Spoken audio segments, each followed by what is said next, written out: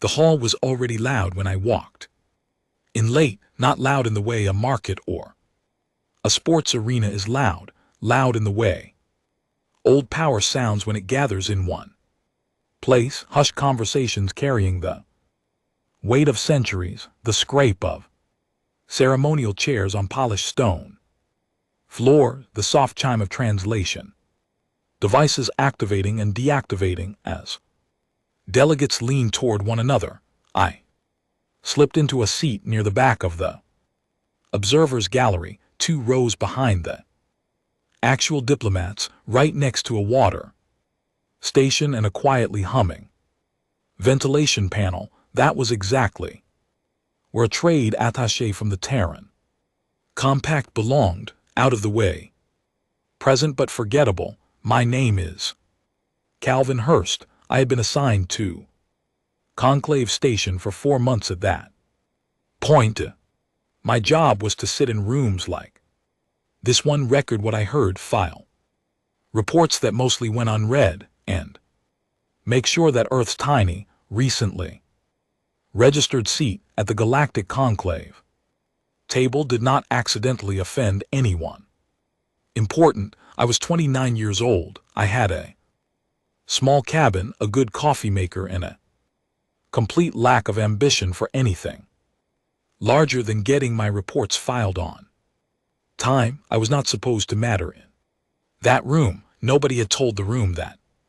Yet the marriage convention of the Conclave, that was the official name, though everyone just called it the Succession Summit, happened once every decade or so, when a royal house of one of the 7 founding species needed to formalize a political alliance through marriage. It was ancient tradition, older than most of the compact cities back home, and it carried real political weight. The right alliance could stabilize trade routes, end territorial disputes, or shift the balance of power in 3 star systems simultaneously. The wrong one could start a war. Tonight the house in question was the VTH. I had read the briefing files.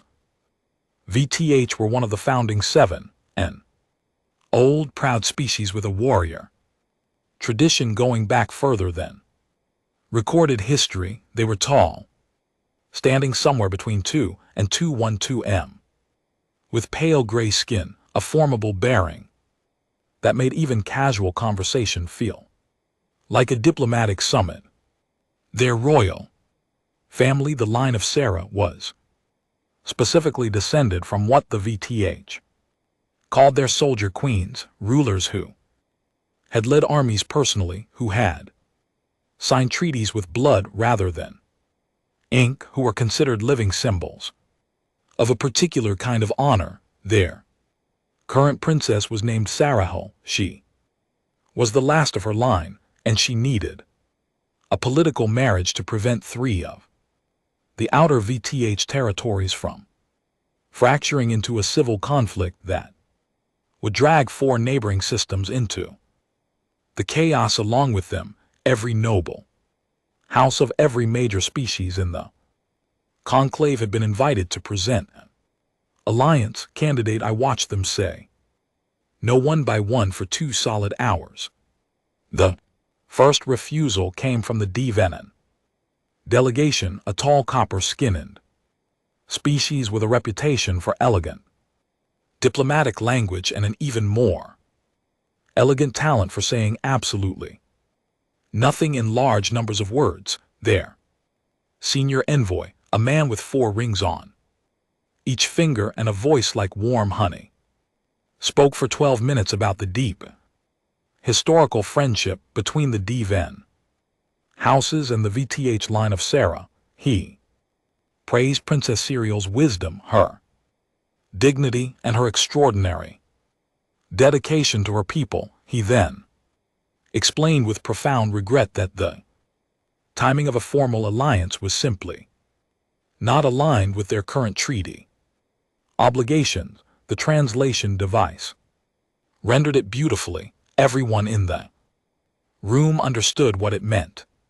No, the Second came from the Kalori, a species I found physically fascinating because they shimmered slightly when they moved, like sunlight through water. Their refusal took 8 minutes and involved a lengthy meditation on the cosmic significance of the number 7 and why the current planetary alignment made any binding agreements inadvisable for the next 3 years. It was honestly impressive. I made a note in my report to ask someone later whether that astrology excuse was real or invented. I never did find out. No, the Orvin sent a delegation of 3 dressed in matching deep blue who refused in under 4 minutes, clean, direct by their standards, almost respectful compared to the others. No, the 4th refusal was the most artistically constructed of them all. It came from the Mort delegation, a species whose diplomatic tradition was considered the finest. The conclave capable of expressing rejection with such warmth that you could walk away feeling grateful for the experience. Their senior diplomat, a silver-haired woman named Counselor Ivet Marlowe, yes, a human name because the Mort had been picking up human language enthusiastically since Earth's registration stood for exactly 9 minutes and delivered a speech that was, in every technical sense, a poem. She spoke about the great respect the Mort held for the VTH warrior legacy. She spoke about the particular beauty of the line of Sarah's history. She spoke about how in an ideal universe this moment would be met with the full embrace it deserved. And then she explained with eyes that conveyed what her words did. Not that present circumstances made a formal commitment inadvisable at this time. She sat down to a murmur of quiet appreciation from the other delegations. I watched Sahil during that speech. The princess did not move, not a single adjustment of posture, not a blink that lasted a moment too long, not the smallest visible reaction to 9 minutes of artful rejection. She simply watched the Mort counselor speak and then watched her sit down, and when it was over she looked at nothing in particular, and I thought that the stillness in her face cost her something, even if nobody else in that room had the framework to see it. Final 2 refusals from the Varathi and the Shan collective were comparatively brief. The very offered a prepared statement read by a deputy who did not even appear to be senior enough for this room, which communicated its own message about how seriously the House had taken the situation. The Shan collective's response was given in a language that required triple translation, and by the time it reached my earpiece it had lost whatever texture it originally contained and landed simply as our houses are not aligned for this undertaking. Then the session moderator, a Longerving conclave administrator named Davar, who had the face of someone who had delivered bad news so many times then that he had developed an immunity to the discomfort of it, announced that the formal session had concluded without resolution and that the conclave protocol allowed for one final summit session to be scheduled within the next 8 weeks. I watched the pattern forming. I watched the way the other delegates reacted, small nods, careful expressions, the diplomatic equivalent of a collective exhale after each refusal, as if tension was being released in increments. I watched the VTH delegation sitting at the center table, their faces perfectly controlled.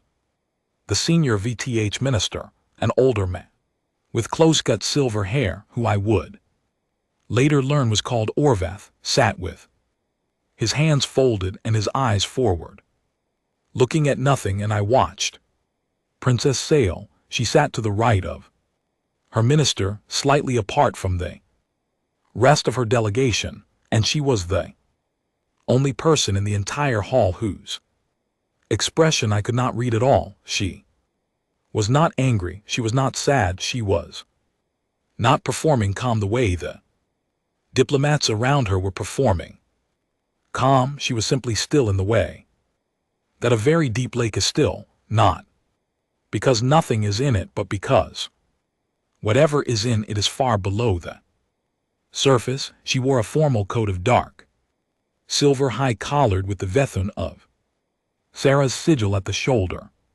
Her gray skin was almost luminescent under the hall's lighting, and she had 4 arms too, at shoulder height, which I had read about the ceremonial arms held in formal position, slightly raised, wrists turned outward in the traditional VTH presentation of openness standard for any VTH noble at a formal event, and 2 lower arms beginning just below her ribs, currently folded together in front of her. Still and quiet, I had seen the lower arms in the briefing images, but had not fully understood them until I was sitting in that hall watching delegation after delegation stand up and politely, carefully, elegantly refuse to look at them. It hit me. Around the 3rd refusal, the lower arms were what this was actually about. None of the beautifully worded excuses, none of the diplomatic poetry about timing and alignment and treaty obligations. None of it was the real reason. The real reason was that every noble house in that room looked at Princess Saharal's lower arms and saw something they did not want in their lineage. Among the VTH, I would later learn in full, the lower arms were a mark of the old soldier caste bloodline. They appeared only in the line of Sarah and in a few other ancient warrior families. They were a physical marker of a specific kind of VTH heritage, the heritage of those who had fought personally and directly rather than commanded from safety. In VTH history, that was considered the highest form of honor. The soldier queens were revered to every other species sitting in that hall. 400 years of biased interstellar history had turned that mark into something else entirely. The lower arms in the dominant cultural narrative of the conclave's founding species were associated with labor, with servitude, with a kind of work that those cultures considered beneath nobility. Nobody had ever said this out loud, certainly not in official records, and certainly not tonight. They did not need to. The refusal said it perfectly. The conclave session ended without a resolution. The hall began to empty, that careful, choreographed way that formal events do, everyone moving at the same measured pace, no one rushing, no one lingering, just a slow river of important people heading for the exits. I stayed in my seat a little longer than I should have. I was watching Orveth lean close to Saharal and say something quietly. She listened, gave a small nod, and then stood and walked toward the side exit, not the main hall doors, but a smaller passage that led to the outer observation balconies. I do not know why I followed her. I have tried to explain it to myself a number of times since, and never come up with an answer that fully satisfies me. I was not trying to make a diplomatic move. I was not acting on instructions. I think honestly that I had just spent 2 hours watching something deeply unfair happen in a room full of people who were too invested in appearing civilized to say so, and something in me had not finished processing it yet. The observation balcony was open to the station's outer view. The curve of the galactic arms Spread below, thick with stars, the kind of view that makes the inside of your chest feel both enormous and very small. At the same time, she was standing at the railing looking out. I stopped at the balcony door. She did not turn around. The session is concluded, she said. Her translator rendered her words into flat, clear English, but the quality of her voice underneath the actual sound of it was something else. Low, precise, like something that had been carefully controlled for a very long time. I know, I said. I wanted some air. She was quiet for a moment, then she said, the air is recycled on the station. It is the same inside. I know that too, I said. It's more of a mental air thing. Another silence, longer this time. I thought she was going to ask me to leave. Instead, she turned slightly, just enough to look at me over her shoulder. You are from the Terran delegation, she said. Trade attaché, I said. Calvin Hurst. I'm basically furniture. She looked at me for a moment with an expression I could not interpret at all. Then she turned back to the stars. The Terran Compact has been registered with the Conclave for less than 12 years, she said. You are very new. We are, I agreed. Most newly registered species spend their first decades observing, learning the protocols, avoiding involvement in senior house affairs. She paused. You followed me out here, I said. There was no point in pretending otherwise. Why? I thought about it. I thought about the diplomatic answers, the careful answers, the answers that a proper attaché who wanted to keep his posting would give. Then I thought about 2 hours of elegant, careful refusals and the way she had sat through all of them without moving. Because I wanted to ask you something, I said, and the hall didn't seem like the right place. She was quiet. What I wanted to ask, I said, is whether any of them gave you a real reason, not the official ones, a real one. She turned to face me fully. Then all 4 of her arms shifted, the upper 2 lowered slightly, the lower 2 unfolded from their resting position. I did not know enough Veth body language to read what that meant. I only knew that it was a change. No, she said, they did not. I nodded. I thought so. Does your question have a follow-up, Calvin Hurst of the Terran Compact? I looked at her, at the stillness in her face, at the way she held herself against the backdrop of all those stars. Yes, I said, but I don't have the right to ask it yet. She studied me for a long moment. The recycled air moved between us, cold and faintly metallic. You are a strange species, she said, finally. People keep telling us that, I said. She turned back to the stars. She did not ask me to leave. I stood there with her for a while, and neither of us spoke.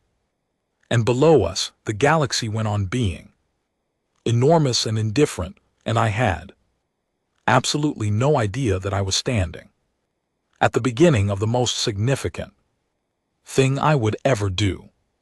I just stood there and breathed the recycled air and thought about how unfair it was, and that was enough to start everything. My government sent me 2 messages the morning after the summit. The first one arrived at 6:00 in the morning station time, before I had even made coffee. It was from Deputy Director Nell Hartley, who ran the Terran Compact's conclave liaison office from a desk back on Earth that I had never seen in person.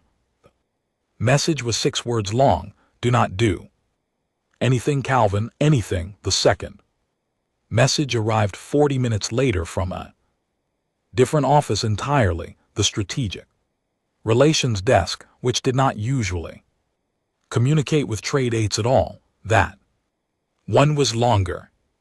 It says in carefully chosen language that the Terran Compact recognized a potential opportunity for expanded diplomatic engagement with the Vet Royal House, and that my existing position on Conclave Station made me uniquely placed to facilitate preliminary, informal, non-binding exploratory communications should such communications arise naturally from existing social contexts. I read it 3 times, then I poured my coffee in, sat down and thought about the fact that 2 offices in my government had seen the same situation and sent me opposite instructions, which meant that nobody actually knew what they wanted me to do, which meant that I was going to have to figure it out myself. This was, I reflected, deeply typical. I spent most of that first morning going back through the briefing files I had treated as background reading and hadn't paid close enough attention to the political situation in the 3 outer territories was more detailed than I had initially registered. Territory Welchfor had been in a quiet economic deterioration for 3 years, the kind that comes from trade agreements that are structurally unfair, but not unfair enough to formally challenge, compounded by a local governance dispute that the VTH Central Authority had not moved to resolve. Territory Marin's Reach had 2 competing noble houses and no clear succession agreement at the local level, which the civil conflict movement had been quietly exploiting as a recruitment point in the 3rd the territory called the Pale Extent. Nobody had given it a better name apparently, which told its own story about how much attention the Central Authority had been paying, had been sliding toward open confrontation for 18 months, held back only by the prospect of the Succession Summit producing a result that would change the political calculus. The summit had not produced a result. I filed a request through the Compact's Information Office for the full intelligence assessment on all 3 territories, which was technically above my access level, but which I attached to a justification note explaining that I was in active informal contact with the Vale House's senior minister and that the information was operationally relevant. The request was approved 4 hours later, which told me that someone at a level above Hartley was paying attention. I had met Orvath before in passing at 2 previous conclave sessions where I had been part of the background furniture.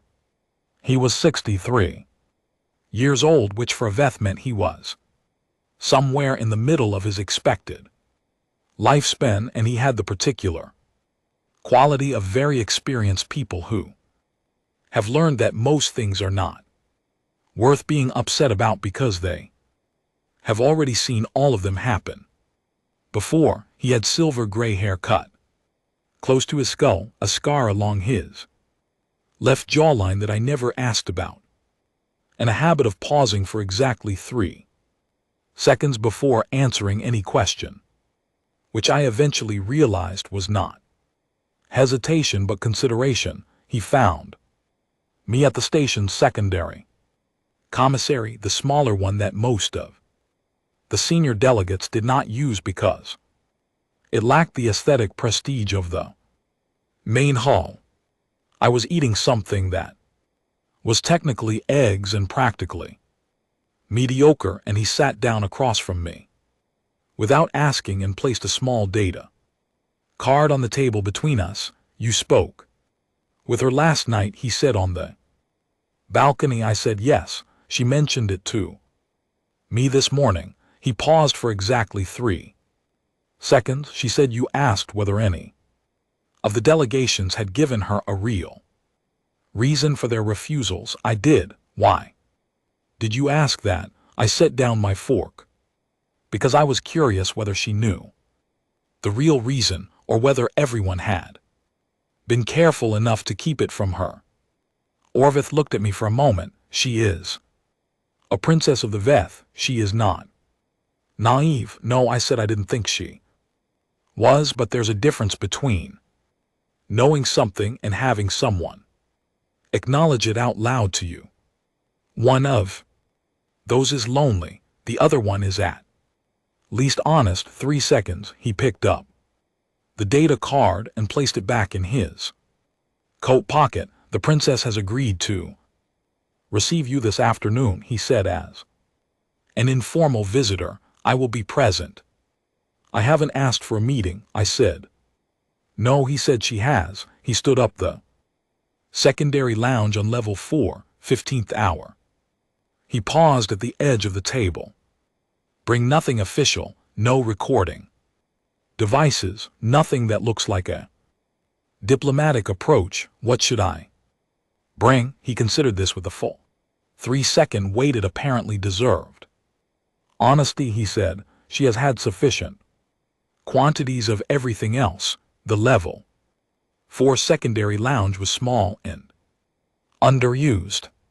A leftover space from an older configuration of the station, furnished with mismatched chairs and a long window that looked out over the maintenance docks rather than the glamorous star views that the upper levels offered. It smelled faintly of metal polish and old upholstery. I arrived 5 minutes early and sat in one of the chairs near the window and watched a repair drone methodically work its way along the hull of a docked Calorie transport. Sahil arrived exactly on time with Orvith 2 steps behind her. She had changed from her formal coat into something that looked more like a working uniform, still clearly vest, still clearly royal, but less ceremonial. The lower arms were visible, resting at her sides. In the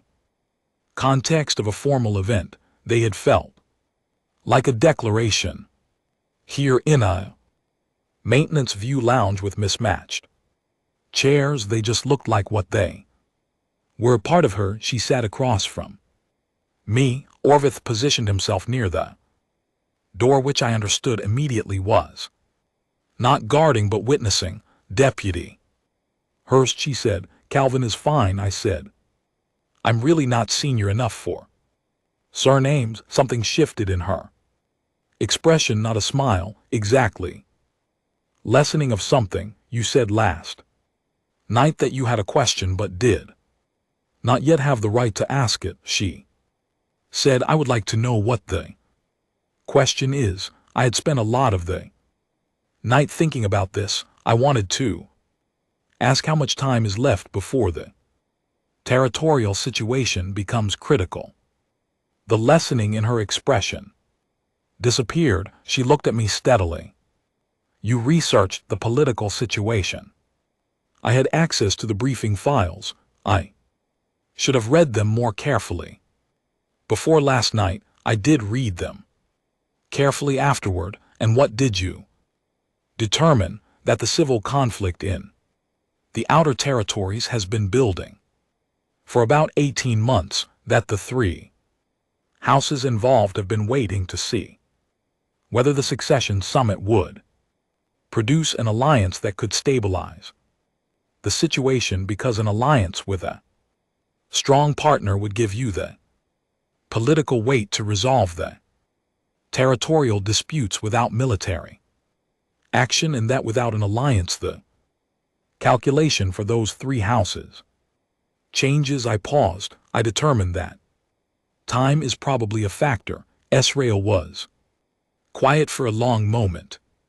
Then she said, you arrive at that analysis from Terran intelligence files and some basic political logic. I said, it's not a complicated pattern, it's the same one that started about 30% of Earth's historical civil conflicts. Orthnir. The door made a very quiet sound. It might have been interest. The time frame is approximately 4 months, Cyril said, after which point the economic pressure on the outer territories reaches a threshold where the houses in question will no longer benefit from waiting. For months I absorbed that. Conclave protocol allows for one additional summit session, she continued. It is scheduled for 6 weeks. From now, if no alliance is presented at that session, the VTH Royal House will need to consider other strategies. Other strategies meaning military ones, I said, meaning more costly ones, she said. Precisely, in every sense of the word. I looked at the repair drone outside the window for a moment, still working its methodical way along the transport hull. Then I looked back at her. Can I ask you something that is not diplomatic? I said. You appear to ask mostly those. She said, when you sat through all of those refusals last night. I said, what were you actually thinking about? I think she had not expected that question. Specifically, there was a pause that was different from her usual composure. Shorter, less controlled. Then she said, I was thinking about my grandmother. She said it simply with no performance around it. She was the last ruler of this line who also carried the lower arms. Shirl said she led the combined defense at the Orville Passage, 412. Years ago, the Conclave would not exist in its current form without what she did. There, a pause. None of the delegations since last night mentioned her name.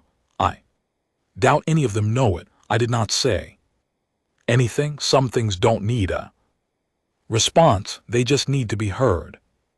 After a moment she said, you knew the reason last night when you asked whether they had given me a real one. You already knew what the real one was. I had a guess, I said, but you asked. Anyway, yes. Why? I thought about it.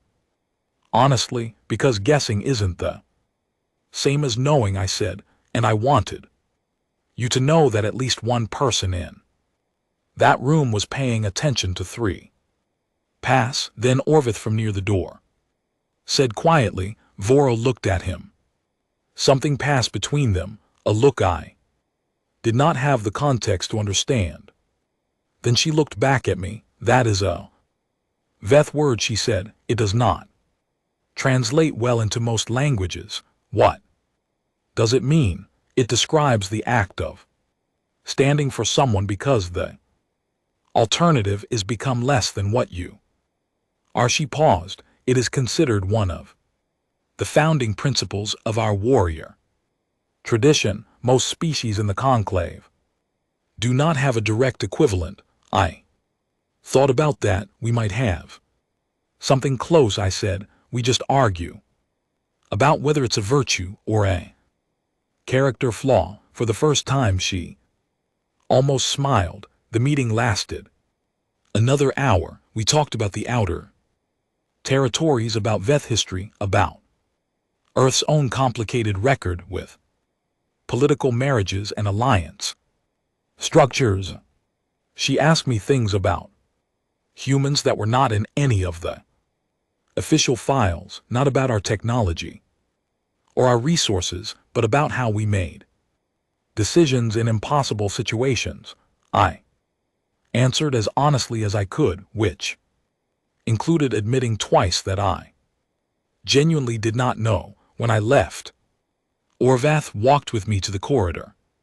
He was quiet until we reached the junction. Then he stopped and said, she has not spoken about her grandmother to anyone outside the VTH delegation in 11 months. I did not know what to say to that. The vet measure trust differently than most species, he said. For us, the first measure is not what someone says, it is what they notice. He paused.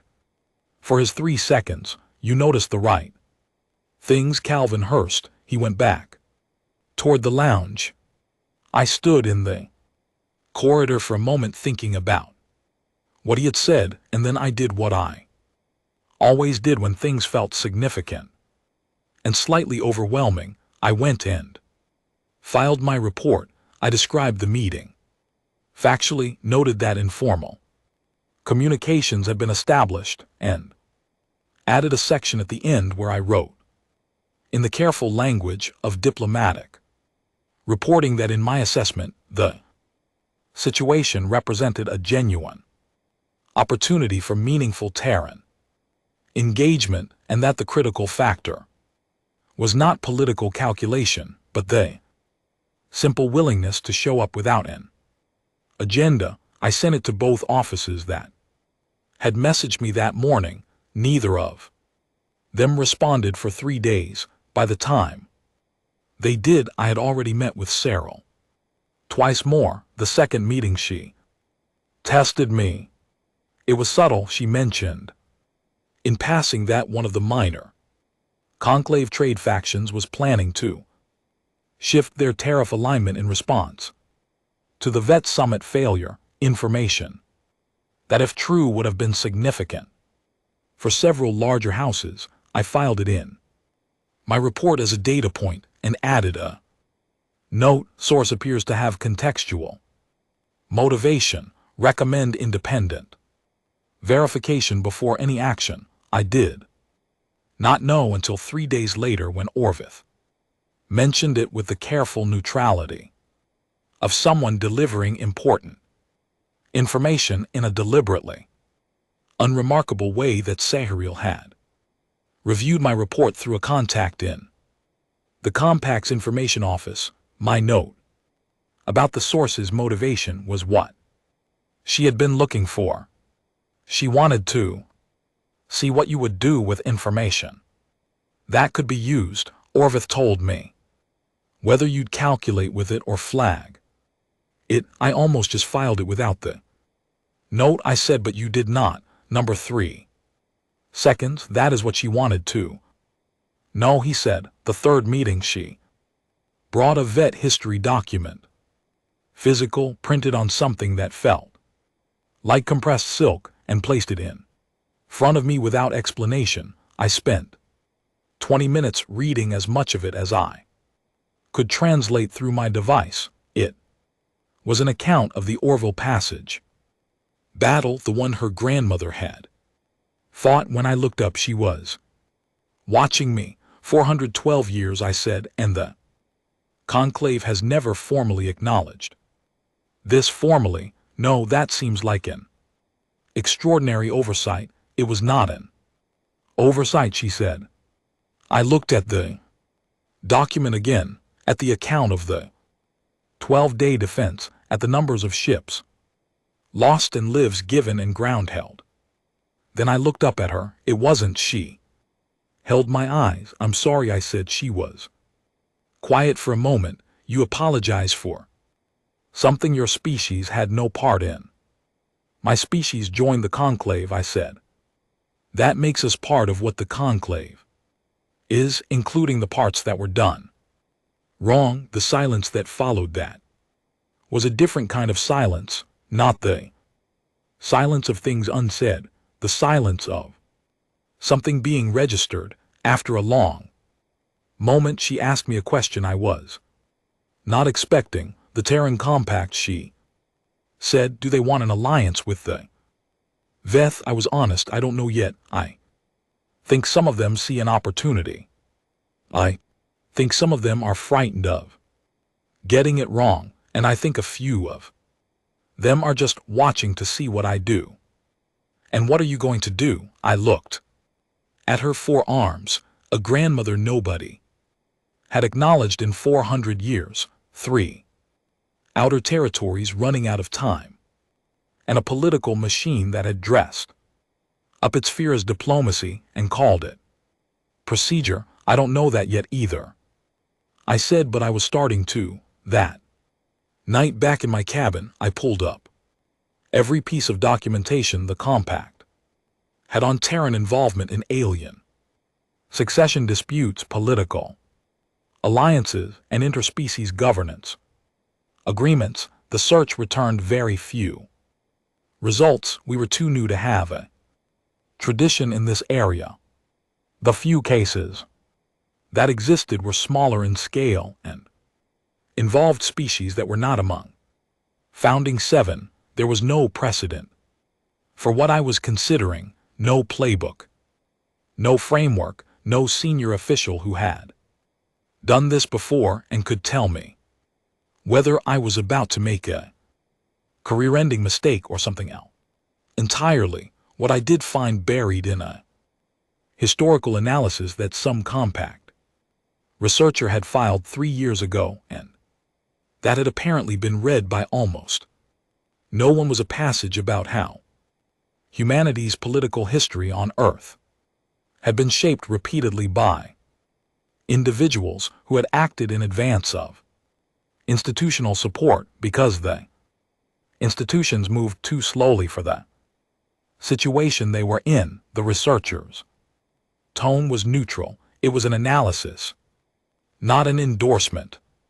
But the pattern it described was clear. The people who had moved first, who had taken the step before the permission arrived, had not always been right, but they had been decisive in ways that mattered, and the decisions they made had created conditions that the institutions could then work within. I was not comparing myself to anyone important. I was just noting that this was a recognizable pattern and that I was apparently inside it. The bigger question, and the one I kept returning to, was not procedural.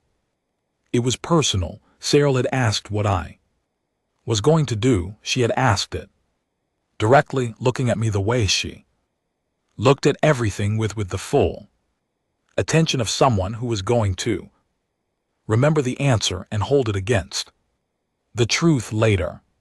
She was not asking because she needed information. She was asking because she was deciding something, and my answer was part of what she was deciding. I had been honest. I did not know yet, but not knowing and not deciding are different things. Not knowing means you do not yet have the full picture. Not deciding means you are waiting for someone else to make the moment easier for you, and nobody was going to do that. The conclave was not going to become more hospitable to this alliance. The noble houses were not going to develop a sudden change of perspective. The outer territories were not going to hold past their threshold out of patience. The moment was not going to get easier. It was only going to get shorter. I made a fresh cup of coffee, sat down at my desk, and opened a new document. I started writing the proposal at 9:30 that evening. I was still writing it at 1:00 in the morning. At 2:15 I sent a message to Orvath.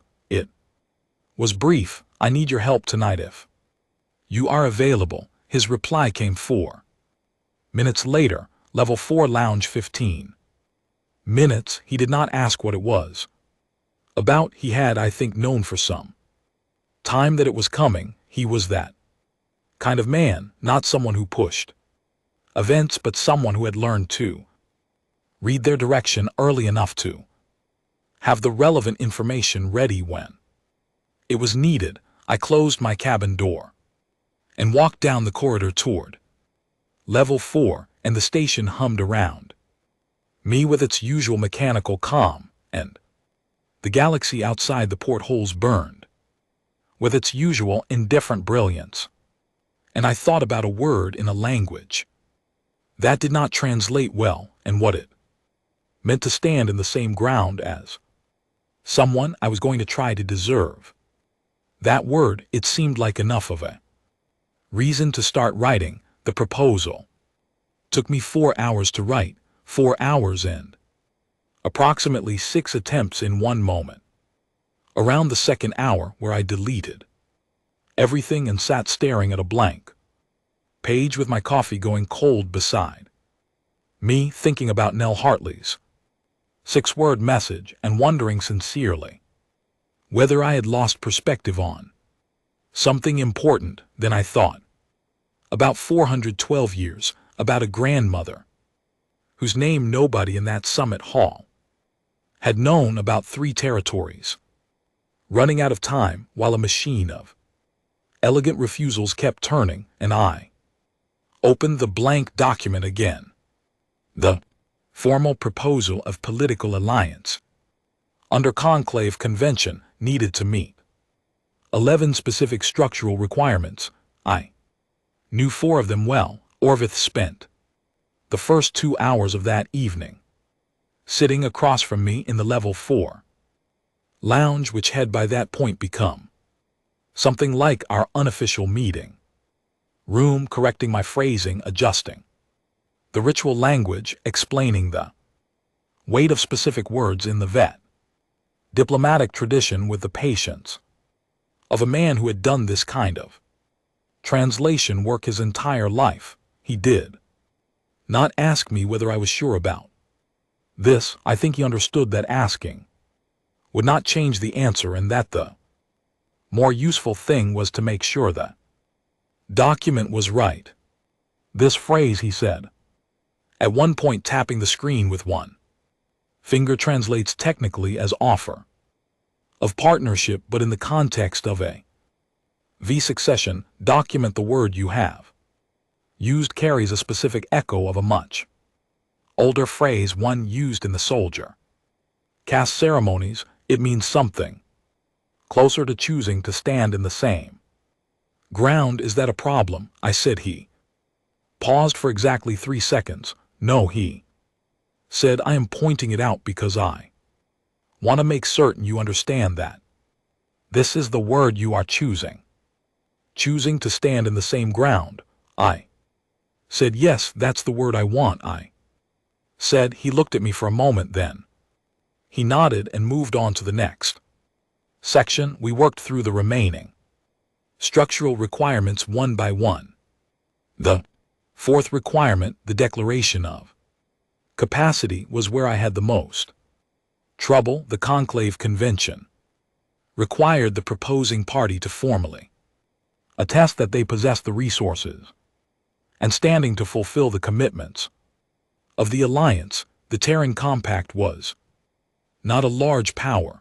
Our military capacity was real but modest by conclave standards. Our economic weight was growing but still limited. I wrote the section twice, both times in language that was accurate but careful, and Orvath reviewed both versions and said nothing until I asked him what he thought. You are writing as if you expect to be measured against the large houses, he said. Aren't I? The conclave convention does not specify a minimum capacity standard, he said. It specifies honest declaration. What is required is accuracy, not scale. 3 sec. The vet have fought beside smaller forces than yours, and one what we measure in an ally is not size, it is reliability. I rewrote the section. This time it was shorter and clearer, and said exactly what was true without apology.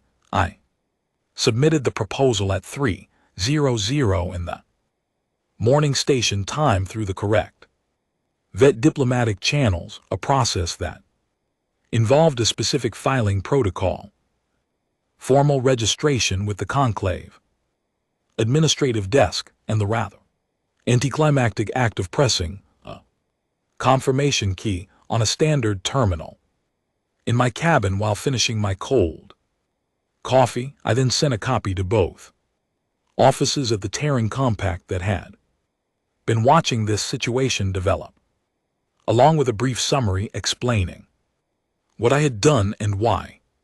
I went to sleep for 4 hours. When I woke up, I had 14 messages. The first 6 were administrative confirmations from the conclave system, standard processing receipts, nothing that required immediate attention. The 7th was from Nell Hartley. I opened it expecting the most difficult conversation of my professional life. It was 3 sentences long. The first sentence said that the Compact's legal team was already Reviewing the proposal, the second sentence said that I had placed my government in an extraordinarily complicated position. The third sentence said that she had not recalled me and that I should understand what that meant. I sat with that third sentence.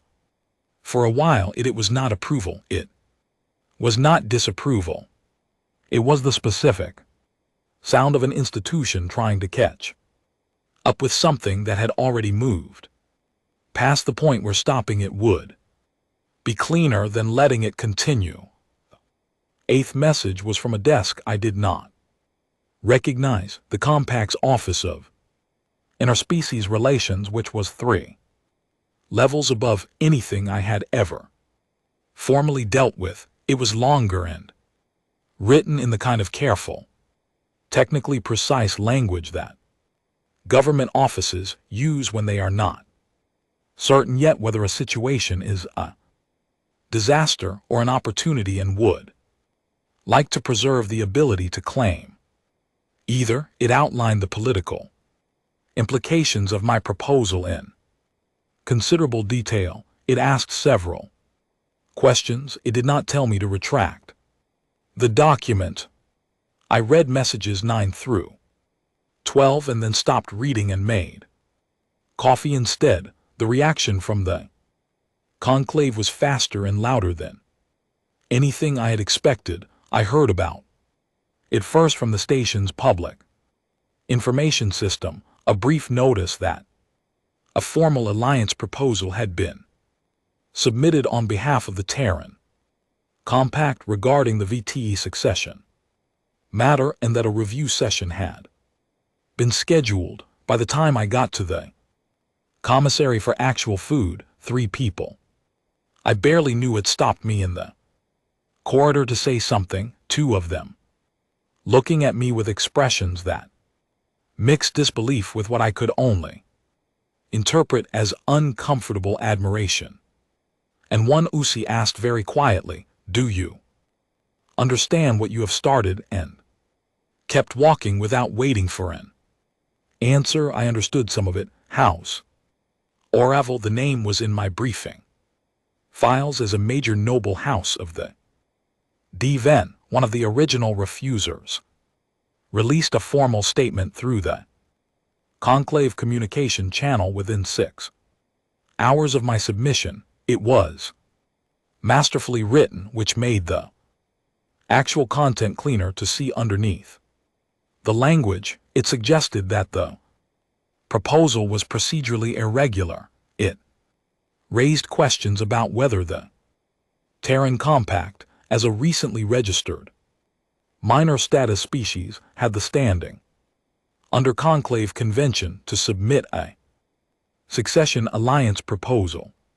It expressed concern in deeply sincere terms about the implications of setting precedents that might complicate the conclave established processes. It did not say a single direct negative word about humans or about Sahariel or about the Veth. It did not need to. I sent a response through Compact channels, copied to Hartley, copied to the Office of Interspecies Relations, that addressed each procedural concern directly, citing the relevant conclave convention articles. I had spent 2 hours the previous day reading those articles, specifically because Orvith had, with characteristic efficiency, sent me a list of the sections that were relevant. My response was not aggressive. It was precise. Every concern House Oravel raised had a convention article that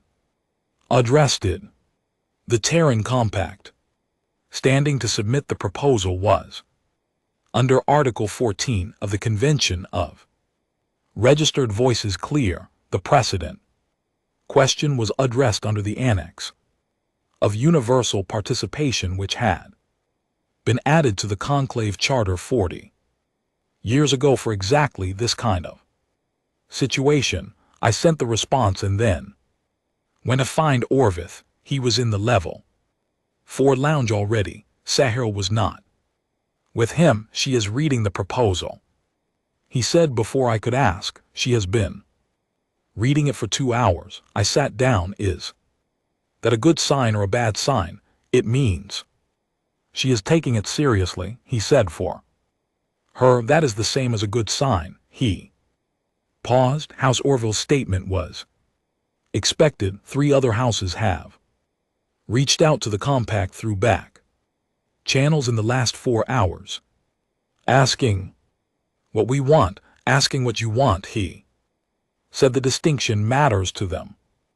They are not certain whether this is a compact initiative or a personal one. What did you tell them? Nothing. It is not my place to characterize your motivations. 3 seconds, but I will tell you that the fact that they cannot determine your motivation is causing them considerable difficulty. I thought about that. Why? Because in the conclave's political culture, he said, every move has a price, every proposal has a trade behind it, every alliance is a calculation. When a delegation cannot identify what you are gaining from an action, they become uncertain whether their models are wrong or whether you are hiding something very large. He looked at me evenly. The possibility that you simply mean what you say does not appear in most of their frameworks. That's a strange thing, I said. It is. From where I sit, a very human thing, he said, and I have found in 60 years of watching this conclave operate that strange things tend to matter more than expected ones. Cyril came in 20 minutes. Later she sat across from me. Orville remained where he was. She placed the printed document on the table between us. She had printed it, I realized. Printed a copy of a digital submission, which struck me as a distinctly V thing to do, treating paper as more real than a screen. She had made small marks in the margins, not corrections. I could tell from the way they were placed that they were notes to herself. She looked at me directly. This document, she said. You is the word that means choosing to stand in the same ground. Yes, I said.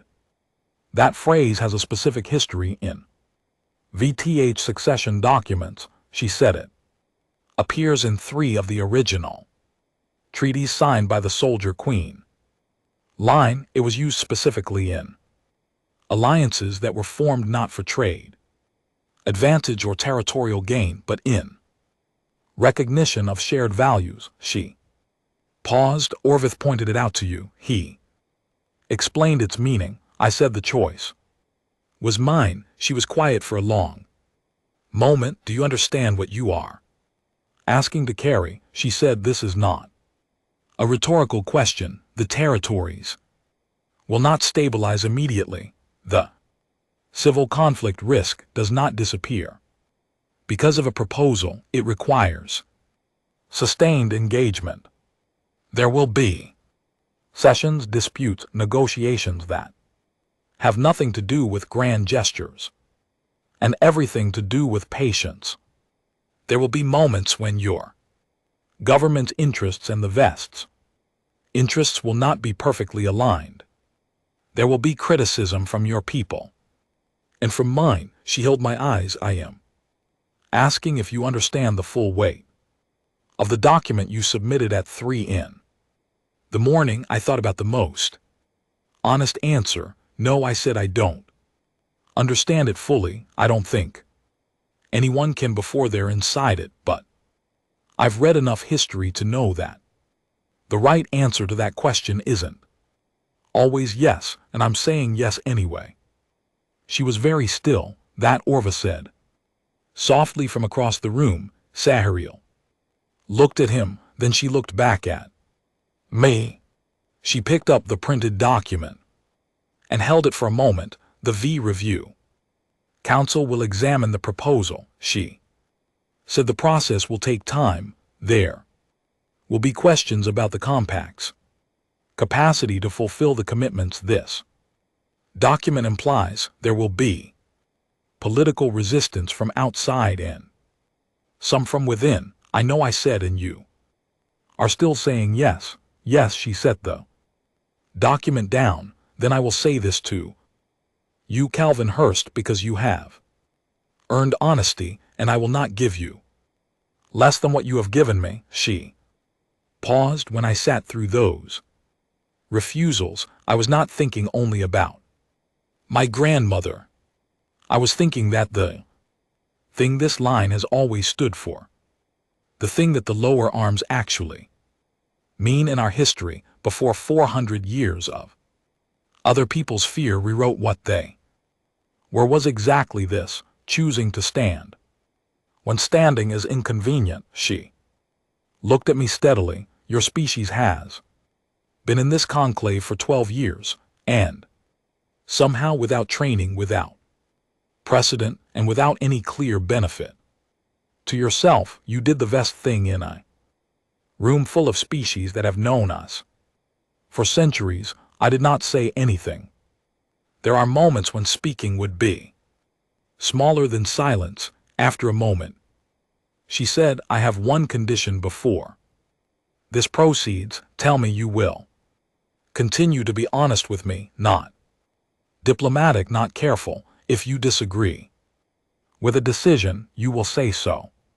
If something does not make sense to you, you will ask. If you are uncertain, you will tell me you are uncertain. Rather than performing confidence, she looked at me with a directness that felt like something being set down between us, clear and visible. I have had sufficient quantities of beautiful language that means nothing. I would prefer plain words that mean something, even when they are difficult. That I can do. I said. Good. She stood. Orth moved to accompany her. At the door she paused and said, without turning, get some sleep, Calvin Hurst. The next few weeks will be difficult. She left. I sat in the level 4 lounge with the recycled station air and the view of the maintenance dock, and thought about the word that meant standing in the same ground. Then I went and got some sleep.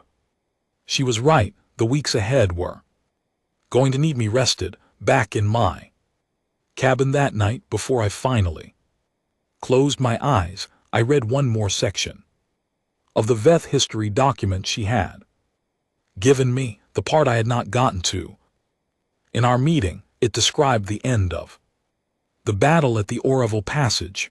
The soldier queen had held the line for 12 days with a force that should have broken on day 3 when the larger fleet finally arrived. The records noted that the soldier queen had sent only 2 words ahead of any formal report. In the original Vet language, the phrase was untranslatable in its full weight, but the closest equivalent that the document's translator had offered was this: we stayed. I thought about that for a long time. Then I thought about a princess in a silver coat, sitting perfectly still through hours of beautiful rejection, thinking about a grandmother the galaxy had decided to forget, and I thought someone should have stayed long before now. I closed my eyes, but sleep did not come immediately. My mind kept returning to the conversation in the lounge, to the way Sahil had said, then I will say this to you, before she told me about her grandmother's legacy, as if she were offering something she did not give.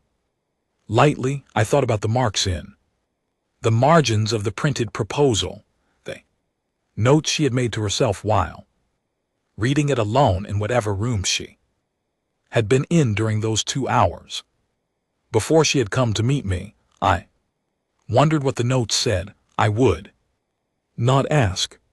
There are things you earn the right to ask and things you do not, and part of learning to be around someone who carries a great deal of weight is learning to tell the difference between the two. I thought about the outer territories, about the people in them, the ones who did not appear in the briefing files as political actors, but who were going to be affected by whatever happened in the next 4 months.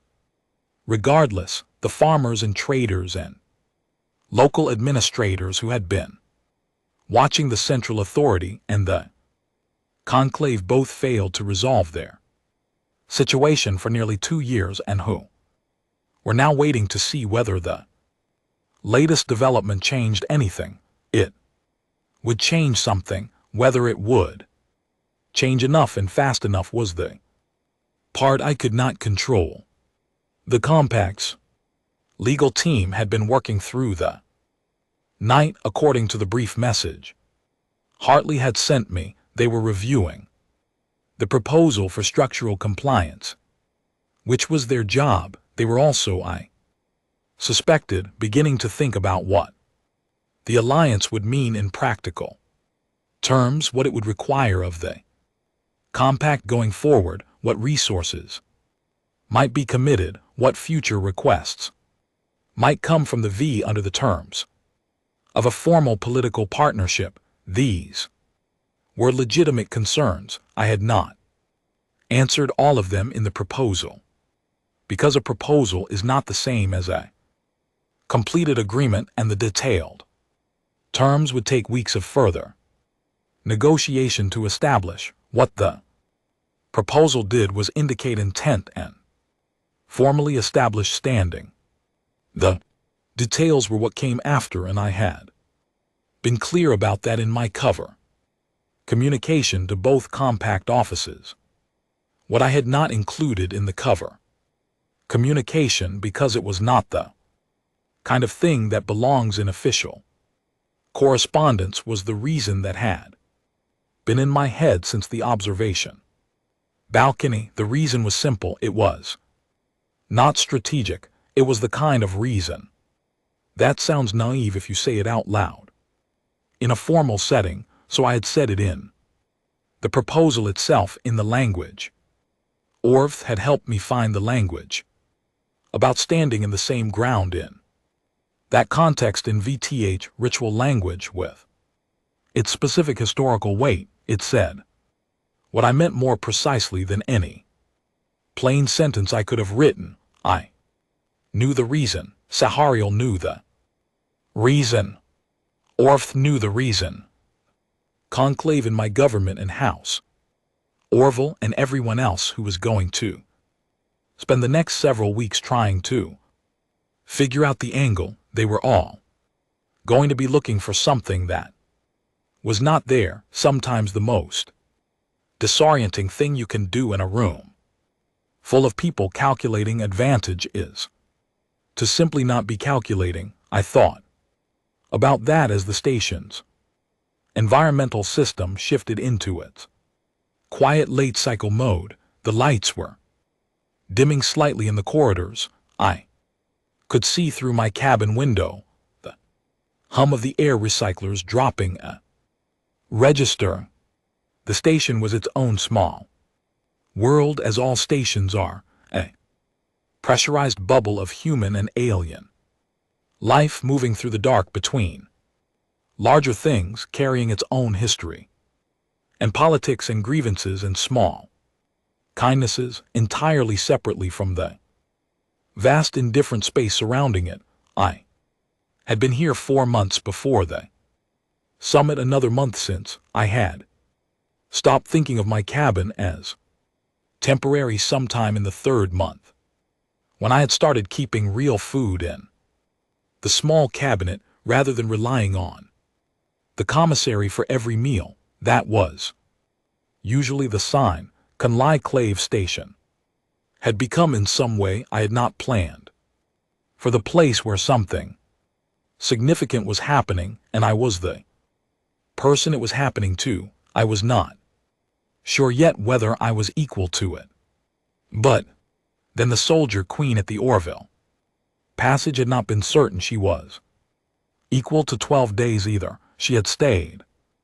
Anyway, I closed my eyes for the second time. This time I slept. The attack came on a Tuesday, which is the kind of detail that sticks in your memory because it seems too ordinary for Something that changes everything. I had been on conclave station for 7 months by that point. The 6 weeks between my proposal and the scheduled secondary summit had been filled with the kind of intense grinding work that nobody writes stories about.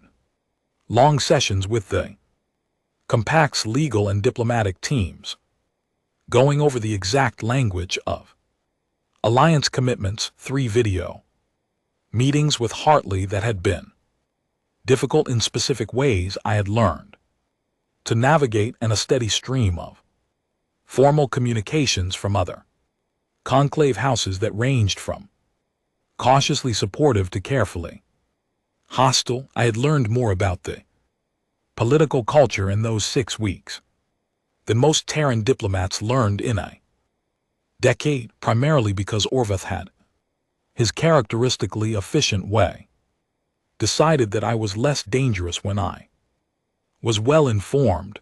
The secondary summit, 6 weeks after my proposal, had gone better than the first one, not triumphantly.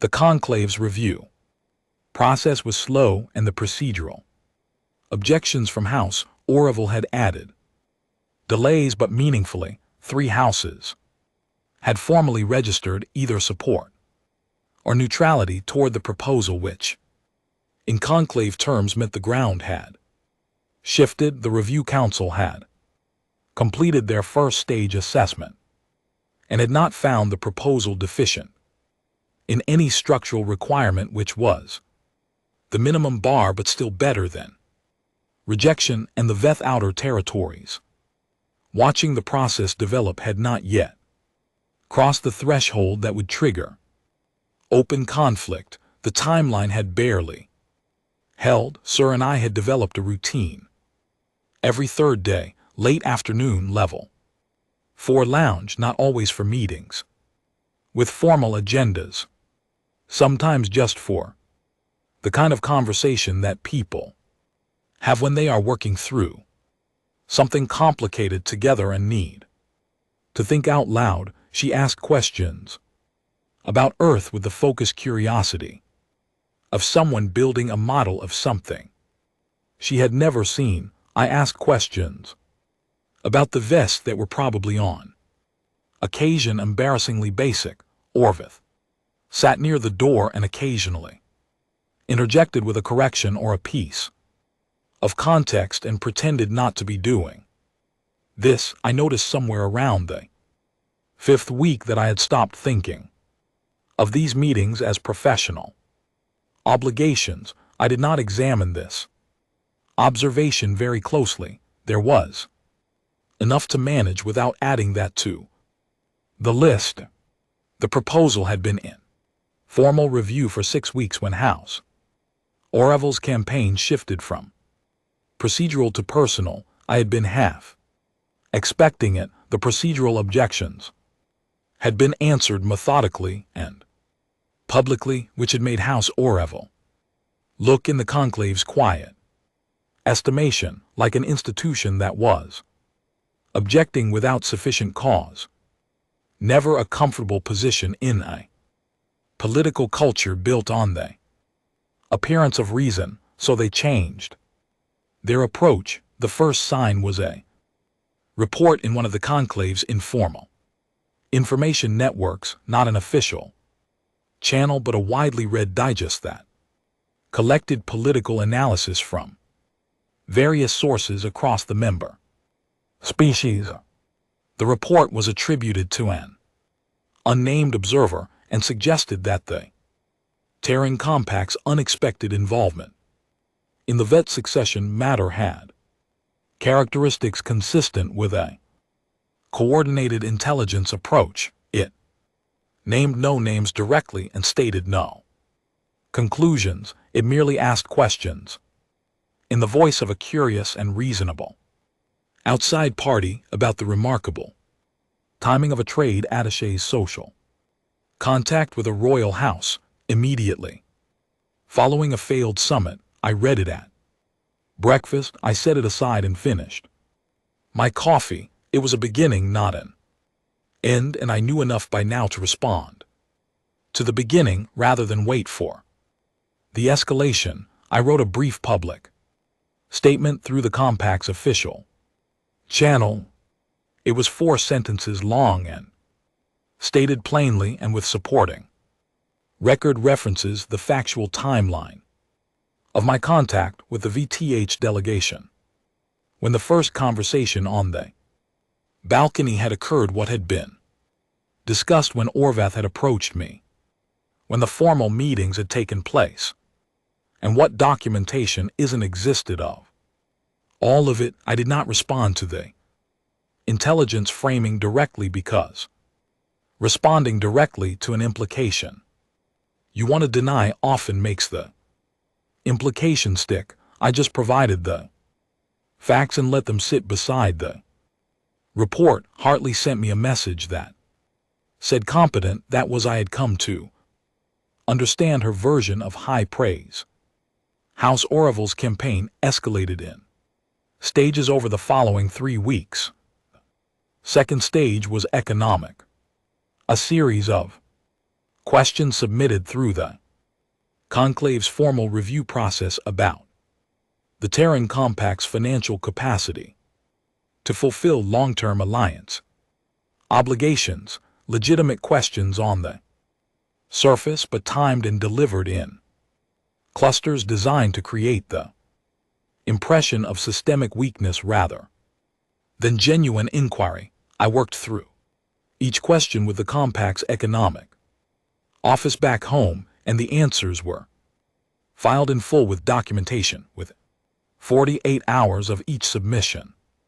By the third cluster, even the review council's administrative secretary, a woman who had been doing this work for 30 years and had the expression of someone who had seen every possible variation of delay tactic, had started handling the Orville submissions with a particular kind of patient efficiency that communicated without words that she understood what was happening. The third stage was the one I had not anticipated in its specific form, even though I should have. That was the fabricated documents. I did not know about them until Serial told me herself. That itself was the most important part of the story.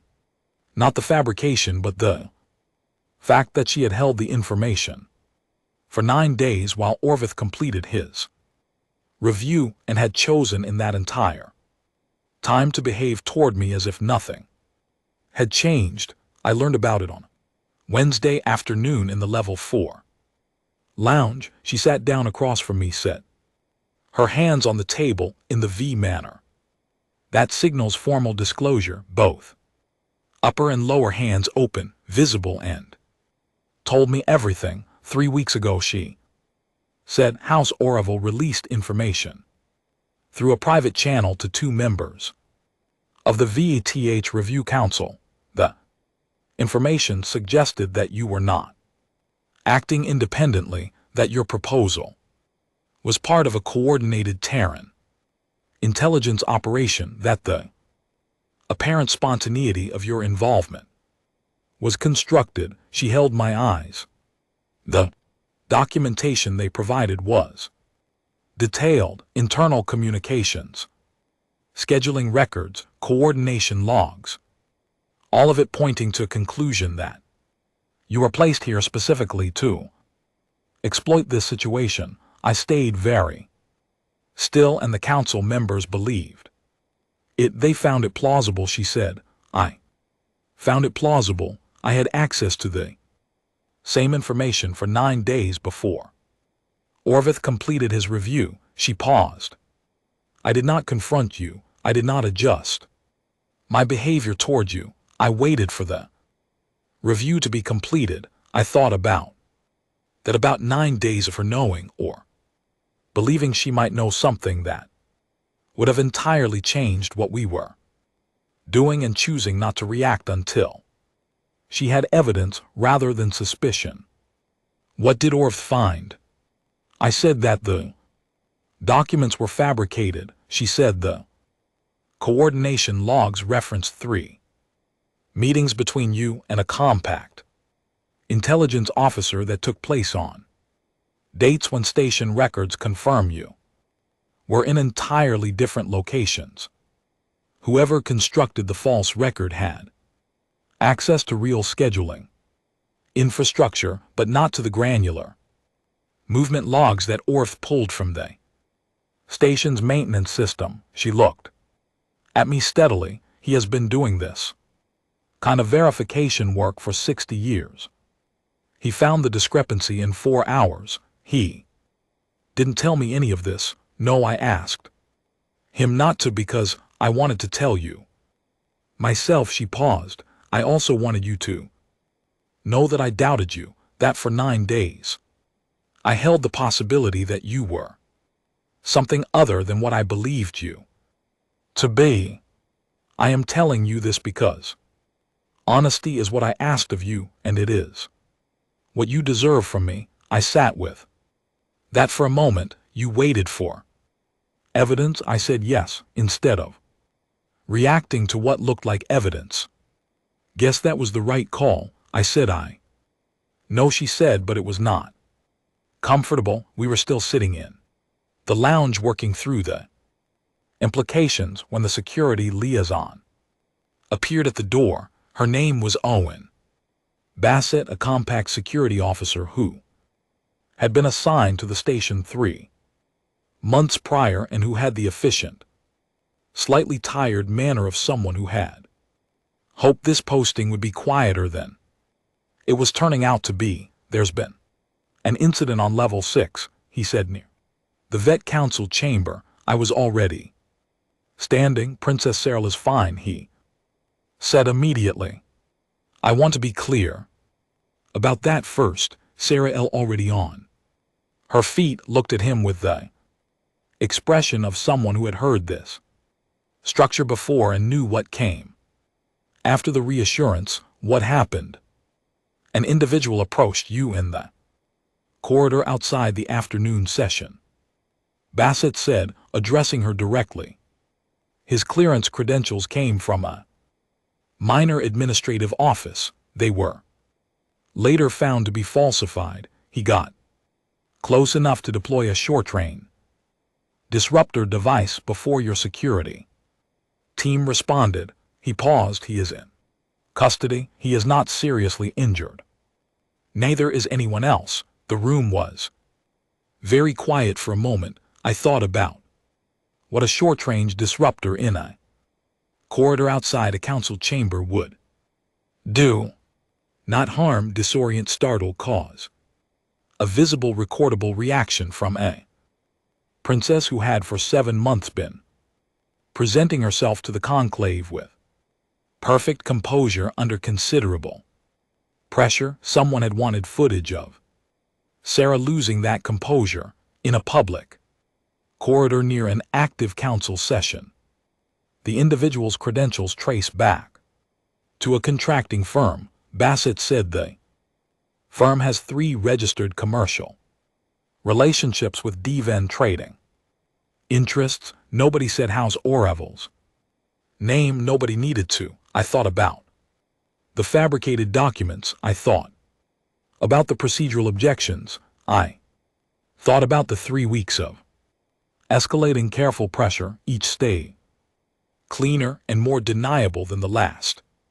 And I thought about what this latest move said about how House Oreville had assessed the previous ones, that they had not worked, and that someone had decided to stop being patient. What is the compact security recommendation? I asked Bassett. That delegations avoid moving independently until the investigation is formalized. The incident is being reviewed at the conclave security level, which means there will be administrative procedures before any formal finding.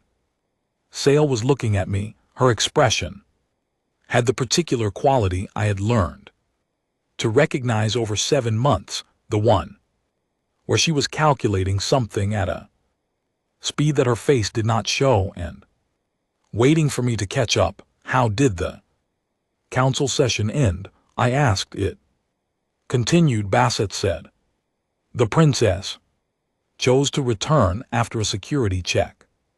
Of course she had. I thought about the 2 members of the council who had been given the fabricated documents. I thought about the thin, persistent logic that had been building in the review process, the suggestions that the proposal generated instability, that its high profile created security risks, and now a physical incident on record during a council week that could be used as further evidence for exactly that argument. I need to speak with the Compact's legal team tonight, I said to Bassett, and I need you to ensure that the full station movement log for the individual in custody is preserved and filed through the security office before any administrative review begins.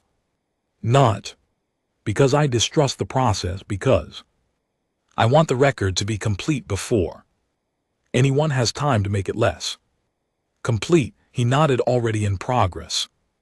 I looked at Cyril. Are you all right?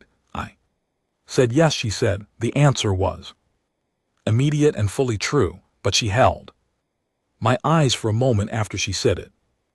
And in the level 4 lounge's quiet light, I saw something underneath the composure that was not performance. It was the look of someone who was tired of having to be this steady, and who was choosing to be steady anyway, because the alternative was to give house or something they had not earned. Then let's make sure this is the last thing they try, I said. She looked at me for a moment with an expression I had been slowly learning to read for 7 months, and that I was now finally beginning to understand. Yes, she said quietly. Let's. Owen Bassett had the investigation formalized within 48 hours. The station security office moved quickly, partly because the physical evidence was strong and partly because I suspected the security office had been watching the cumulative pattern of House Oreville's campaign with the professional displeasure of people whose job is to prevent exactly this kind of escalating interference. The individual in custody was a mid-level contractor, not a senior operative, which told its own story about how much care House Oreville had taken in the planning, or how much they had thought they needed to. His commercial ties to the Draven trading interests connected to Oreville were documented in the Station X contractor registration system, which was a matter of public record that the investigation had simply needed to formally connect. The security office prepared a summary report and filed it with the conclave's administrative before the end of the week. What happened next was not dramatic. That was the thing about the conclave's political culture. Its responses to violations were almost never dramatic, because drama was considered a form of weakness. What happened instead was a series of very quiet adjustments. 2 of the 3 conclave houses that had been sitting in neutral observation of the proposal shifted their formal status to cautious support. One house that had previously been hostile went silent, which in conclave terms was its own kind of statement. The review council's scheduled session for the following week was confirmed rather than delayed, which, under the circumstances, was a signal that the people who managed these processes had decided the proposal should move forward, and 3 senior driven figures who had no direct connection to House Oreville but who moved in the same social circles and had been watching the campaign from proximity found reasons to be elsewhere when an informal Orville gathering was held on the station 2 days after the investigation report was filed. Some separations are done loudly, others are done by not showing up. Orvith observed.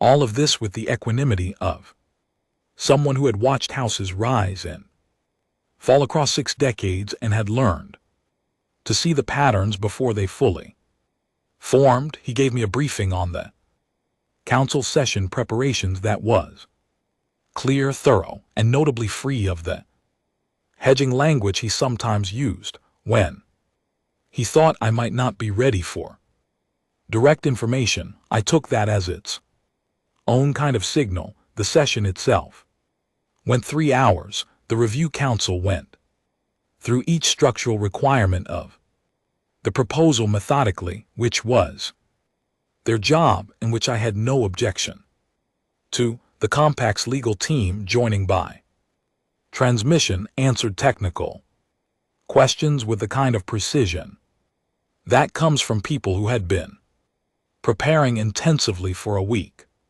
There were 2 difficult moments, one involving the question of military support obligations under the alliance framework, where the compact's capacity to deliver was genuinely limited and had to be honestly described as such, and one involving the president question that House Orville had originally raised and that one council member pursued independently of any Orville prompting. The military question I had prepared forth, and I had worked through the language carefully, and what we had arrived at was a framework that described reliable support within actual UL compact capacity rather than aspirational commitments that could not be delivered. The council member reviewing it had asked sharp questions. I had answered them directly. He had made notes and moved on. The president question took longer. The council member, a woman named Heth Voron, Sr., enough in the council structure to have been present at 3 previous ratification proceedings, asked in precise and careful language whether the submission of a succession alliance proposal by a non-founding status species set a precedent that would open the process to proposals from any registered member, regardless of standing, and whether the conclave had considered the implications of that possibility. I thought about the answer for a moment before I gave it. The annex of universal participation, I said, was added to the conclave charter by a vote of the founding members 40 years ago. It was added specifically because the founding members recognized that the conclave's legitimacy depended on its processes being genuinely open rather than structurally restricted to a small group of senior houses. The precedent that this proposal sets is the precedent the annex intended to. I paused. If that precedent is now inconvenient, the appropriate process is to revisit the annex through the proper amendment procedure. It is not to treat the annex as though it does not apply in the specific case. Heth Voron looked at me for a long moment, noted she said she made a mark in her records, and moved to the next question. After the session, while the council went into closed deliberation, Cyril and I waited in a small ante room off the main chamber. Orth was inside with the council as the Veth Royal House's representative. The ante room had 2 chairs, a table with water, and a window that looked out over one of the station's unused docking rings. We did not talk much. There was not much to say that had not already been said. The process was in the council's hands, and waiting is the kind of thing that is easier when you have done everything you can do, which we had. At one point she said, without particular context, the council member who asked about the president, Heth V. Voron. Yes, I said. She voted against the annex of universal participation when it Was proposed 40 years ago, I thought. About that and now she asked the question. Sariel said she did not object to your answer. There was something in the way she said it that suggested she had been watching Heth Voron for a reason, and that the result of that watching was something she considered significant. The council deliberated for 1 hour and 40 minutes. When they returned, the preliminary approval was unanimous. Orvith came into the ant room before the formal announcement and told us with particular metonymy of expression that I had come to deeply respect. 3 words flat and certain, the kind of delivery that does not waste the moment on emotion because the moment is large enough on its own. It has passed, he said. Sahil and LT Unk and GTS. Lower arms moved slightly. The shift was subtle, the kind of shift I would not have known to look for 4 months ago, but I was 7 months in, and I knew what it meant. I looked at her. Good, I said. She looked back at me. Yes, she said. Good. It was not a triumphant moment. It was not a dramatic one. It was the particular quiet of something large settling into place, the feeling of door that has been holding a great deal of pressure finally opening inward, not with a crash but with the steady, unhurried movement of something that was always going to open eventually, for someone willing to stand at it long enough. I had stood at it. We had a ratification ceremony to prepare for. There was a great deal of work between now and then, but we had time, and for the first time in 4 months that felt like enough. I stood in the VTH throne hall on a morning that the VTH calendar called the day of returning, which I had learned through a combination of Orvith's explanations and my own careful reading. Was the anniversary of the end of the Orville Passage battle, not a coincidence. Nothing about the timing of this ceremony had been a coincidence. The hall was enormous, built from a pale gray stone that the VTH called Memory Rock, a name that had no practical geological meaning, but communicated something true about the intent. The ceiling was so high that it disappeared into a kind of atmospheric haze, the stone catching and diffusing the light from the tall, narrow windows until the whole upper half of the room seemed made of light rather than structure. Banners hung from the upper walls, the sigils of every major VTH noble house present since before the first conclave treaty, and now new at the very end of the row, the green and white crest of the Terran. Compact, it was a small banner. It was in the right place. I had memorized the ratification ceremony in its entirety. 1,200 words of VTH ritual language, divided into 9 sections with specific physical postures accompanying 8 of them. Orvith had drilled me on it for 3 weeks with the patient, relentless focus of someone who had survived too many diplomatic catastrophes to leave anything to improvisation. I had performed it correctly in practice every single time for the past 5 days. During the actual ceremony in the 4th section, I mispronounced 1 syllable of the formal address. Serial was standing across from me, facing me as the ceremony required. She was wearing the full ceremonial coat of the line of Sarah, dark silk silver, the soldier queen sigil at the shoulder, her upper arms in the formal position, her lower arms held at her sides with their hands open. She was, by any standard I had, extraordinary, the kind of presence that does not come from rank or beauty alone, but from knowing precisely what you are and accepting all of it without apology. When I mispronounced the syllable, she said barely above the threshold of sound without any change in her formal expression, the correct version. I repeated it correctly without missing a beat. Nobody in the hall reacted.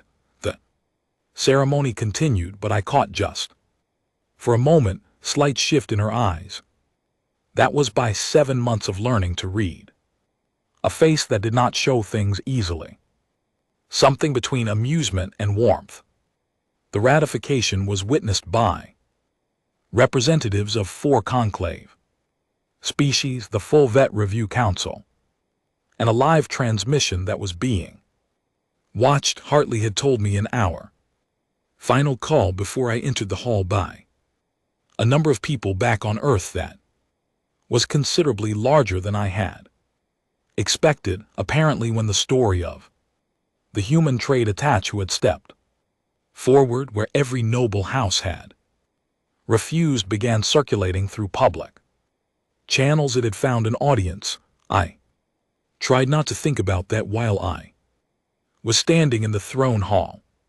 It was the kind of thought that made syllables harder to keep straight between the ceremony's 7th and 8th sections.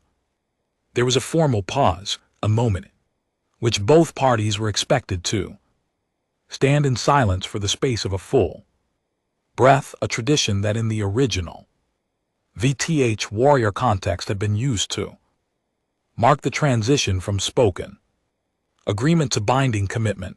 It was about 8 seconds in practice. I used those 8 seconds to look at the hall, at the banners, at the Vet Review Council, seated in their formal positions along the east wall, at the representatives of species who had watched this process from a careful distance and were now present officially as witnesses to its conclusion. I used the last 2 seconds to think about House Oreville.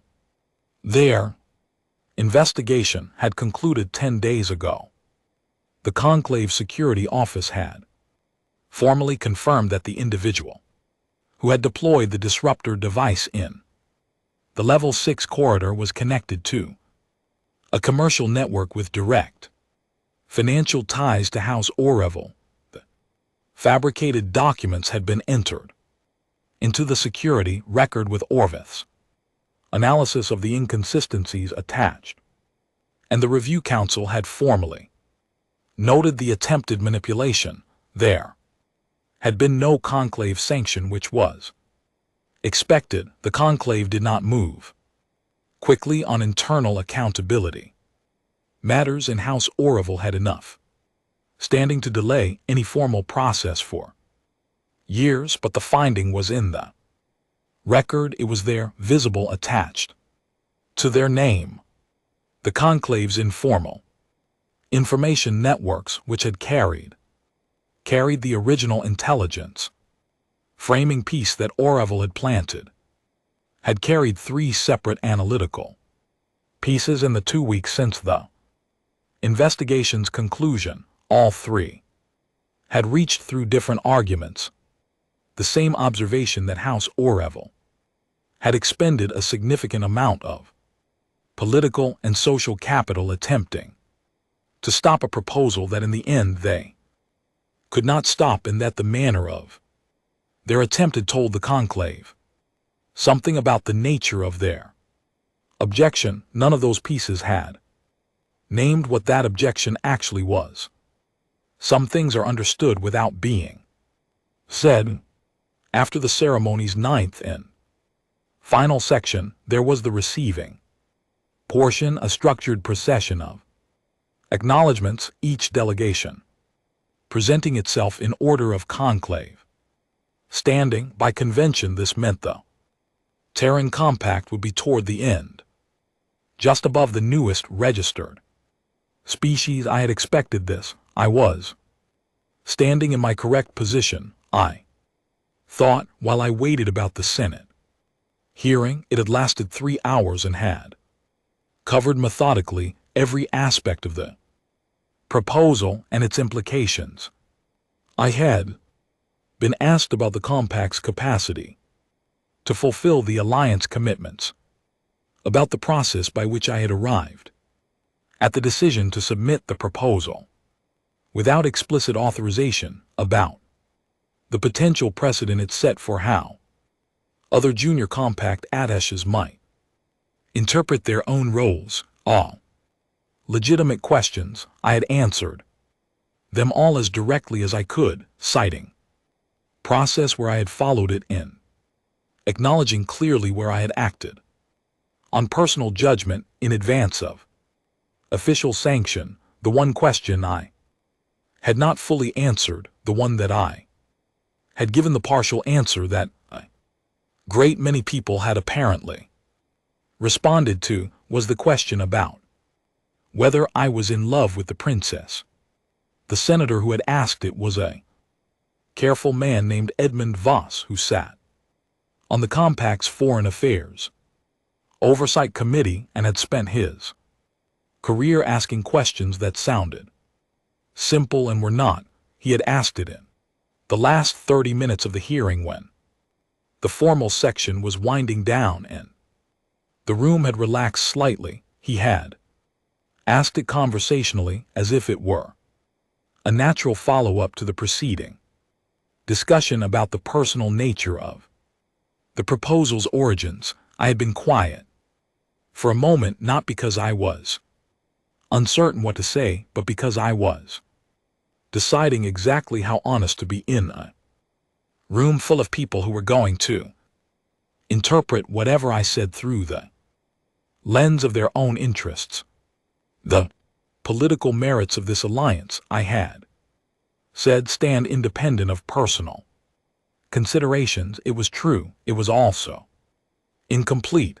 Edmund Voss had looked at me with the expression of someone who had heard both the sentence and its absence, and had made a note and had moved on.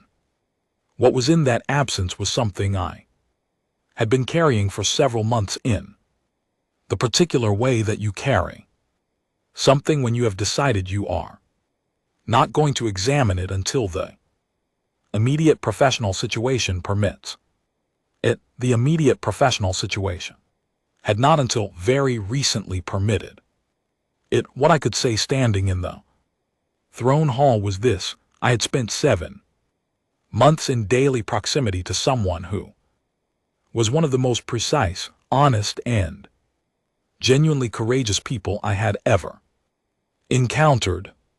Someone who tested me before trusting me, who told me when she doubted me, who corrected my mispronunciations under her breath during a ratification ceremony, and made it feel somehow like something given rather than taken. Someone whose lower arms rested at her sides in a working uniform in a maintenance view lounge, and looked like exactly what they were, part of her ordinary and extraordinary, at once a marker of everything this line had meant and refused to stop meaning, even when the galaxy had decided it meant something else. I was not going to resolve that particular internal question in the middle of a ratification ceremony with 200 witnesses, but it was there, and I had stopped pretending it wasn't.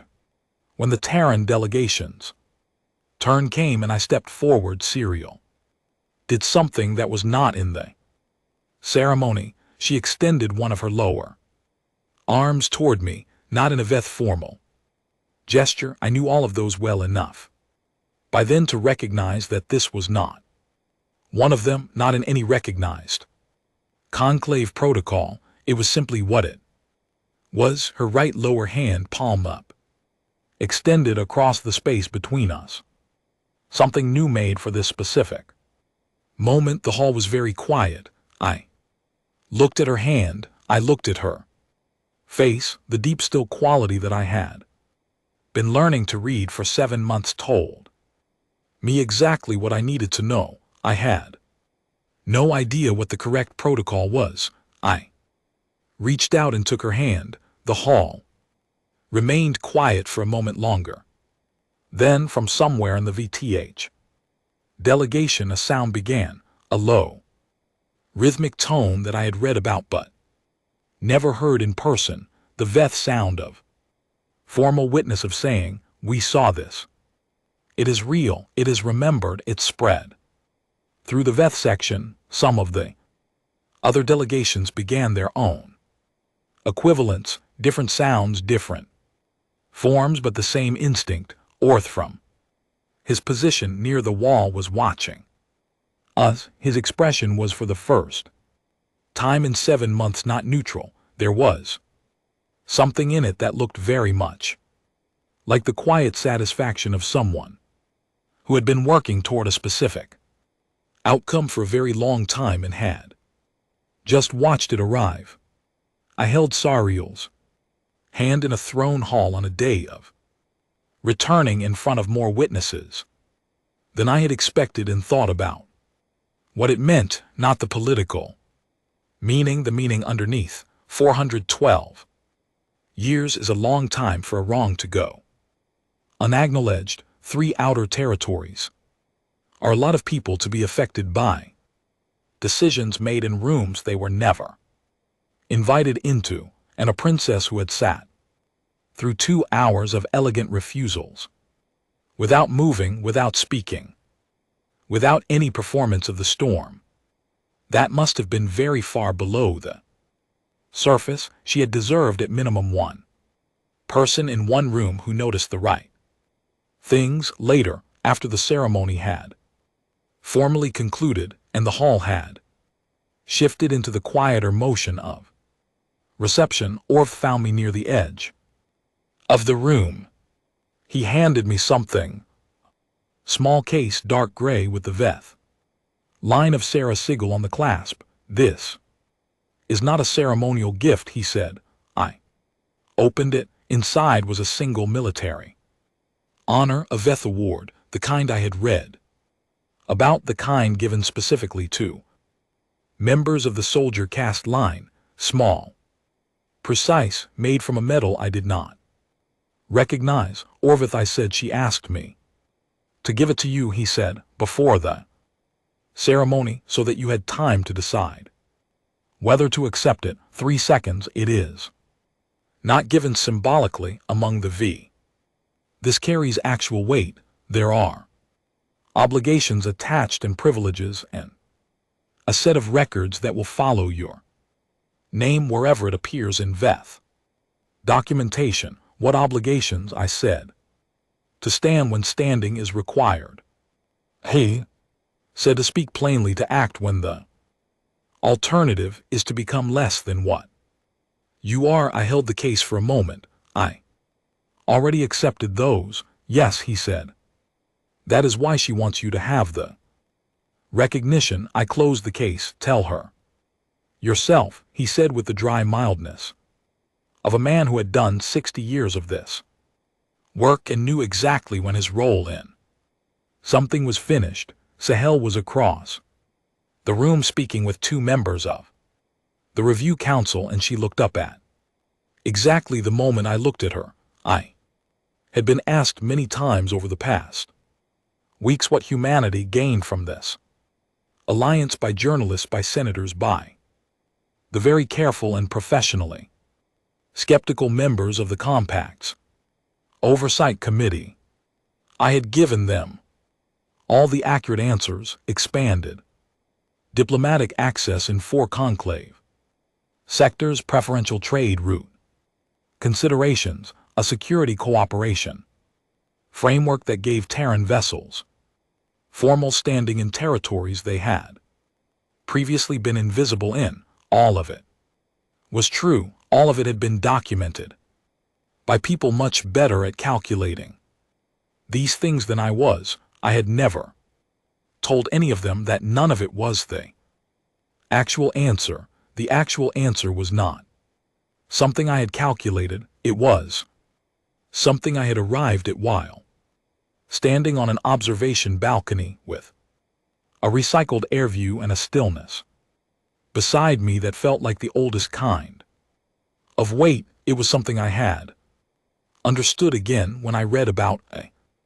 grandmother whose name the conclave had been too comfortable to remember. It was something I had felt very clearly when a princess placed a printed copy of a proposal on a table and told me without drama that she had doubted me for 9 days and had waited for evidence before acting on the doubt. We spend so much of our history as a species learning the hard way that some things have a value that does not fit in a ledger, that standing when you do not have to stand is its own kind of infrastructure, that the cost of becoming the kind of people who calculate everything is a kind of poverty that does not show up in trade reports out here among species that had been running their calculations for 1,000 years. They had all the math anyone could want. They were extraordinary at it. They could tell you to 3 decimal places the precise value of any given alliance before the ink was dry. What they could not quite account for was the possibility that you just meant it. In the weeks after the ratification was announced, I began to receive messages from people I did not know, not official communications. Those continued through the proper channels, but personal messages sent to my public compact address from humans back on Earth and from Terran citizens stationed across the conclave's reach. Some of them were short, some were very long. Many of them said some version of the same thing, which was, we saw what you did and we are glad someone did it. I read all of them. I did not respond to most of them because I did not know what to say that was both honest and appropriately modest, and because the messages deserved better than a form reply. But I read them and I kept the ones that said something true, and there were more of those than I had expected. One of them from a woman named Clara Finch, who described herself as a primary school teacher in a small city I had never clears throat visited, said this: my students asked me to explain what you did and why. I told them you saw something unfair and decided it mattered more than playing it safe. They are 8 years old and they understood immediately. I thought you should know that. I kept that one. The Compact's historical division sent me a query 3 months after the ratification asking whether I would consent to be interviewed for their ongoing record of significant conclave engagements. I consented. The interview lasted 4 hours and covered in careful detail every step of the process, from my first sight of Princess Seahirel at the summit to the ceremony in the throne hall. The interviewer was a thorough man named Gordon Price, who asked good questions and never pushed for drama where there wasn't any, which I appreciated. When he asked me what I would say to a future Terran attaché who found themselves in a situation similar to mine, I thought about it for a while. I would say I told him that the calculation is not as complicated as it seems. You look at what is in front of you. You look at what is right, and then you look at what you will think of yourself in 10 years. If you choose convenience over what is right, most of the time that third question settles the first 2. He wrote it down. I hope someone would read it someday who needed it. In the conclave's official species classification index, living document updated periodically by the Administrative Bureau, an entry under Terran and Human Cultural Notes had been quietly amended sometime in the past 3 weeks. A contact in the administrative office had mentioned it to me. The new line at the bottom of the Cultural Notes section read, appears to assign value to actions independent of personal benefit, mechanism not fully understood, recommend direct engagement rather than indirect modeling. Someone had added it without a named author. I did not try to find out who. 3 noble houses from the original refusal summit had reached out through indirect channels requesting expanded diplomatic contact with the Terran Compact in the weeks after the ratification was announced. None of them had offered any explanation for the timing. I found this funny in a tired way and had filed each inquiry with a note recommending polite acknowledgement and a waiting period of 6 months before substantive engagement. There would be more work tomorrow. The Alliance's first formal joint committee was scheduled for the following month, and I had been asked to serve as the Compact's representative on it, which was a significant step above anything my original posting had implied.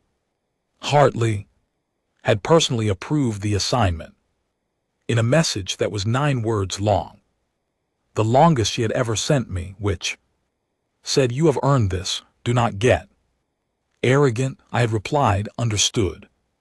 I'll try to stay furniture." She had not responded, which I took as a sign that she had found it at least slightly funny. The outer territories were stable, not resolved. The underlying economic issues in Velve would take years of sustained attention to address properly, and Marin's Reach still had the local governance question to work through, but stable. The civil conflict threshold had not been crossed. The people who lived there were going about their lives in the particular way that people do when a crisis they have been living under slowly recedes.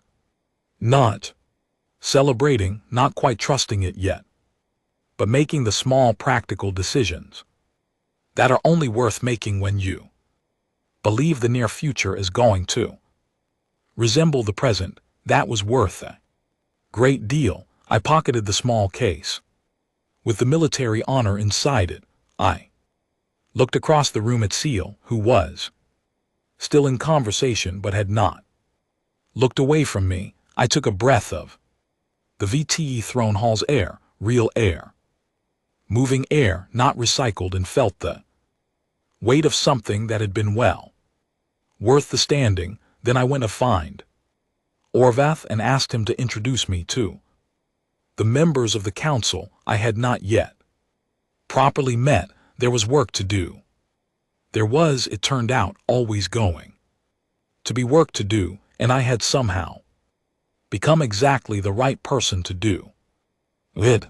Sometimes out here in the dark, between stars in rooms full of power and history and careful words, the most foreign thing you can do, the most genuinely alien, inexplicable from another planet thing, is to mean exactly what you say. I had meant it, and the galaxy, slowly and somewhat against its will, was beginning to understand what that looked